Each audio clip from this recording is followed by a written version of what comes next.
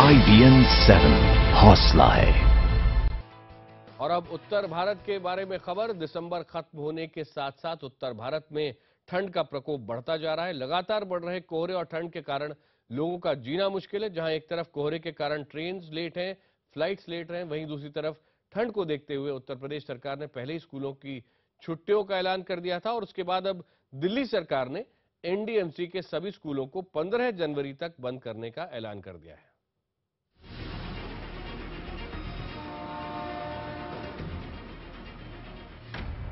एक और जहां देश भर में क्रिसमस की धूम है और नए साल के स्वागत की तैयारियां चल रही हैं, वहीं दूसरी ओर ठंड और कोहरे ने उत्तर भारत को अपनी चपेट में ले लिया है।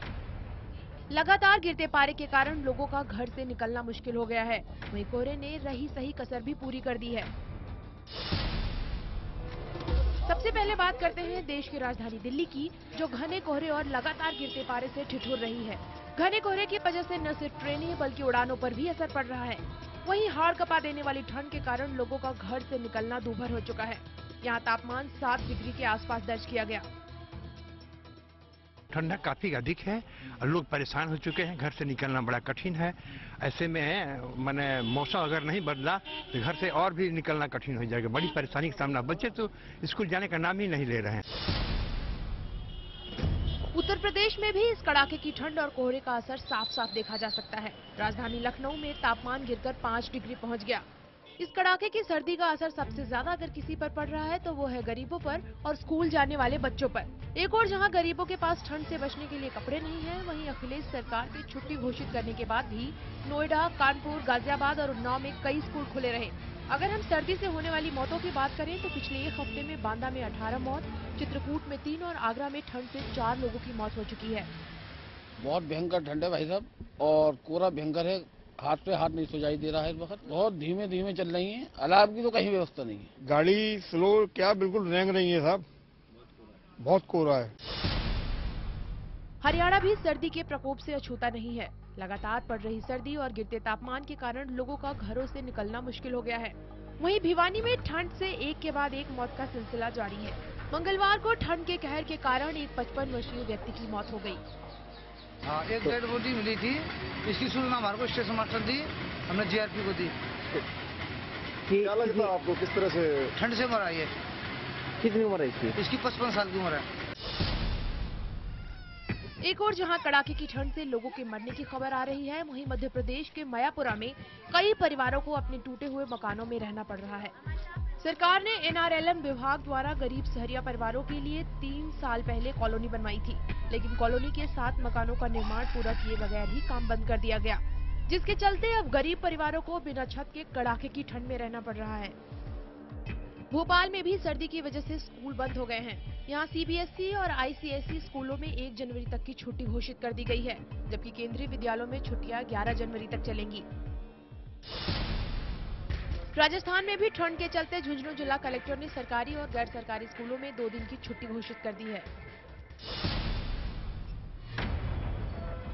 कुमाऊं मंडल में मैदानी इलाकों से संचालित होने वाली परिवहन निगम की बसों को न केवल कोहरे की मार झेलनी पड़ रही है, बल्कि दर्जनों चालकों को कोहरे से निपटने के लिए अपने पैसे खर्चकर फॉग लाइटें खरीदनी पड़ रही हैं। वहीं विभाग के पास फॉग लाइट लगवाने के पैसे नहीं है। कोहरे में चलने में बड़ी दिक्कतें होती हैं, और सबसे बड़ी समस्या क्या है कि जहाँ जब जाया जाता है तो कोई व्यवस्था नहीं होती। कि कहने सुनने की कोई समस्या होती है, वो हमको खुद झेलनी पड़ती है। गाड़ी में व्यवस्था नहीं, जिसके लिए गाड़ी में लिखा जाता है व्यवस्था उपलब्ध नहीं है बिल्कुल भी। लोगों को बहुत परेशानी हो रही है, खासतौर पर रात के समय तो जो कोहरा भयंकर कोहरा लगा उससे आदमी को बड़ी दिक्कत आ रही है, बहुत परेशानी हो रही है। हिमाचल प्रदेश में भी बर्फबारी और सर्दी के कारण बुरा हाल है।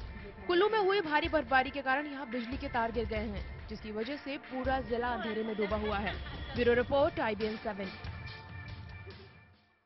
ठंड के बारे में और जानकारी देने के लिए इस वक्त हमारे साथ जुड़ रहे हैं दिल्ली से हमारे संवाददाता अमित पांडे, भोपाल से मनोज शर्मा और रोहतक से हमारे सहयोगी धीरेन्द्र कुमार। सबसे पहले दिल्ली का हाल बताएं अमित, क्या ये ठंड और चमक सकती है? 2 दिन पहले 4.2 का टेम्परेचर था, आज 6 के आसपास, लेकिन अब ठंड और बढ़ सकती है?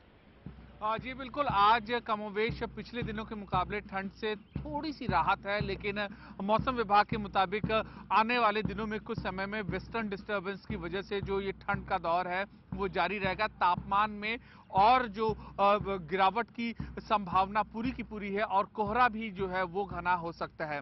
तो हम ये कह सकते हैं कि दिल्ली समेत उत्तर भारत में आने वाले कुछ दिनों में ठंड और कोहरे का प्रकोप बढ़ सकता है।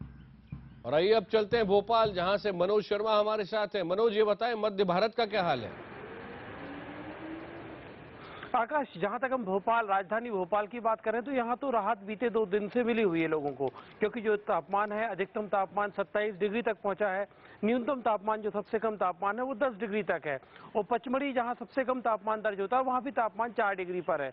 लेकिन असली दिक्कत लोगों को है कि जो दिल्ली में जो ठंड पड़ रही है उसका असर सीधा भोपाल में ऐसे पड़ता है कि सारी ट्रेनें जो साउथ की तरफ जाती हैं, दक्षिण की तरफ जाती हैं, सब भोपाल से होकर जाती हैं।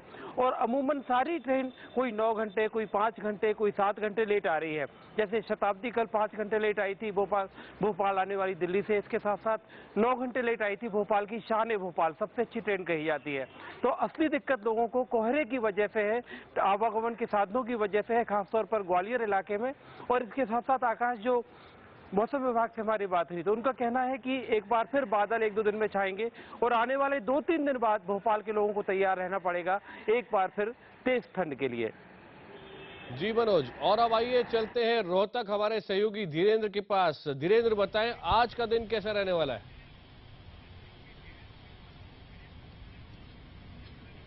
देखिए आकाश, अगर हरियाणा की बात करें तो जो हिमाचल या पहाड़ी क्षेत्र में जो बर्फबारी होती है उसका सीधा असर हरियाणा पे पड़ता है। और आज भी यहाँ पर काफी धुंध है, विजिबिलिटी काफी कम है। जो वाहन चालक है उनको सबसे ज्यादा दिक्कतों का सामना करना पड़ रहा है, क्योंकि विजिबिलिटी शून्य के लेवल पर पहुंच चुकी है। और जो गति सीमा है वाहनों की 20 या 25 किलोमीटर प्रति घंटा की रखनी पड़ रही है। और साथ साथ जो ब्लिंकर्स और फॉग लाइट है उनका इस्तेमाल किया जा रहा है। और साथ साथ उन सड़कों पर सबसे ज्यादा दिक्कत है जो सिंगल रोड है और मुझे लगता है आपके आसपास कोहरा यहाँ काफी ज्यादा है, दिल्ली से ज्यादा है। थोड़ा कैमरा पैन करके आपके आसपास का हाल दिखा सकते हैं?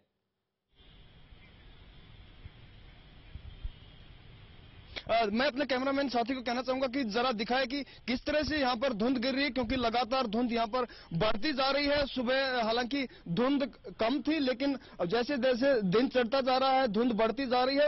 यही हाल है कि हरियाणा में पिछले 1 सप्ताह से लगातार धुंध का प्रकोप लगातार बढ़ता जा रहा है। और ये सबसे बड़ी चिंता की बात है, क्योंकि दुर्घटना होने की काफी संभावना होती है धुंध के कारण। और हरियाणा में फिलहाल पूरे प्रदेश की बात करें तो यही हाल है। नारनौल और हिसार ऐसे क्षेत्र है जहां पर जो न्यूनतम तापमान है 0 डिग्री के आसपास तक पहुंच चुका है। धन्यवाद धीरेन्द्र जानकारी के लिए। अमित आपको और मनोज आपको भी बहुत बहुत धन्यवाद।